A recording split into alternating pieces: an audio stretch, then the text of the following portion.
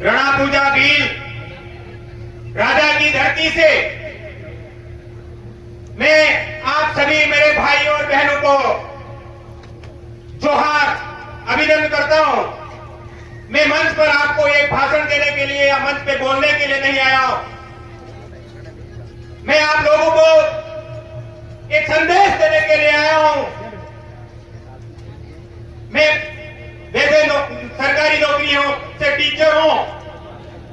बोलने के लिए हमको 5-6 घंटे हम स्कूल में रोज बोलते हैं, लेकिन मैं आप सभी भाइयों से बहनों से एक संदेश देने के लिए आया हूं कि मैंने आपका भाई, आपका सीतारा, आपका एक घर तक आपका एक प्रेमी था, उस बेटे को मैंने खोया है।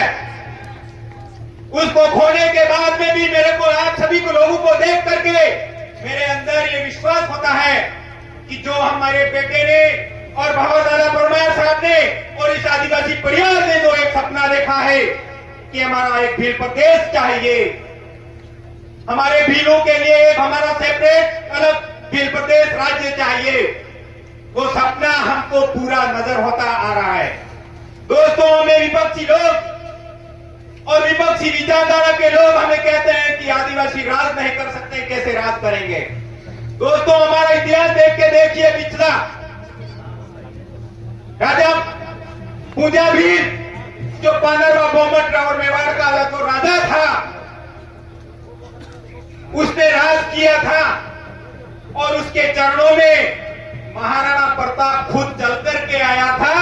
भीलू राणा उनके चरणों में नहीं गया था और भीलू राणा ने महाराणा प्रताप को एक वचन दिया था कि मेवाड़ में भीलों के होते हुए महाराणा प्रताप को, मेवाड़ की धरती को और भीलों को पल बाका नहीं होने देगा, एक आंच नहीं आने देंगे। ये मेवाड़ के भीलों ने वचन दिया हुआ था। और एक तरफ मुगल बादशाह की जो सेना थी वो बगारी सेना थी, तनका वाली सेना थी, और हमारे भील महाराणा प्रताप के साथ में जो भील सेना थी वो वचनों वाली सेना थी और वचन दिया था और वचन पे खड़े उतरे और वचन दे करके महाराणा प्रताप को उनकी आन मान और प्रतिष्ठा सारी को बचाया। और आज वापस स्थिति ये बन रही है कि हम आदिवासी परिवार की विचारधारा के तले दादा भगवदादा परमार साहब की विचारों से आप सभी लोगों को एक विचार लेके जाना है, मन में ये तय करके लेके जाना है, एक संकल्प लेके जाना है कि आने वाले समय में हमारे इस भील प्रदेश में एक भील प्रदेश का भीलों का शासन होगा, भीलों का ही राज व्यवस्था होगी, भीलों के ही हमारे प्रशासनिक अधिकारी होंगे और हमारे परिवार के हमारे IAS IPS कलेक्टर बने। और इसी के साथ में अब हमारी जो एक भील प्रदेश मुक्ति मोर्चा का जो एक संकल्प है कि हम जल जंगल जमीन बचाएंगे।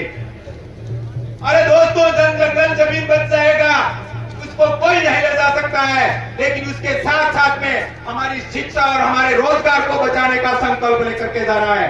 हर घर से हमारे बच्चों को, हमारे पड़ोसियों के बच्चों को शिक्षित करना है, बालिकाओं को भी स्कूलों से जोड़ना है, पढ़ाना है, शिक्षा दिलानी है और कलम से लेकर के हमारे संविधान के दायरे में रह करके हम हमारे हक अधिकारों को प्राप्त करेंगे।